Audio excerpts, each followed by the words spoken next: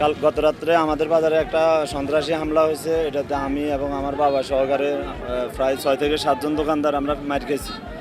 কী জন্য খাইছি বা কেন খাইছি এখন পর্যন্ত এটার কোনো সুরা পাই নাই। একটা জিনিস, সেটা হলো বহিরাগত লোক বাহিনী বা দেশীয় অস্ত্র নিয়ে এরা বাজারে হামলা করছে।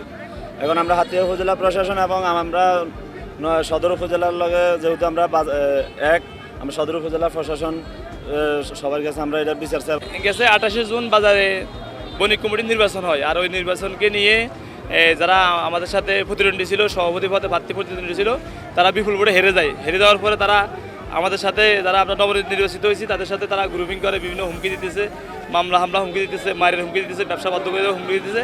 তারা কালকে বাজারে একটা গরু চুরির বিচার হয়েছে, এই বিচারকে হুজি করে তারা এরকমভাবে বহিরাগত সন্ত্রাসীদেরকে আনি খোলা অস্ত্র নিয়ে তারা এরকমভাবে 6 জন ব্যবসায়ীকে তারা আঘাত করে। এবং আজকে যারা মানববন্ধন করতেছি তারা অপর দিকে আপনারা দেখতেছেন তারা গ্রুপিং করতেছে, এখনও তারা হুমকি দিতেছে। আমরা এটার বিচার চাই। আমাদের বাজারে কিছুদিন আগে একটা নির্বাচন হয়েছিল, যে ডিসিসির অনুমতি নিয়ে বাজারে নির্বাচন হয়েছে, সুষ্ঠু একটা নির্বাচনটা খুবই সুষ্ঠু হয়েছে।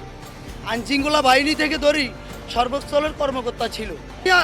যেই কোনো আমার পছন্দের মার্কাকে আমি ভোট দিতে পারি, তাই বলি কি আমি এভাবে আঘাতপ্রাপ্ত হবো, আমি এভাবে মারি খাবো?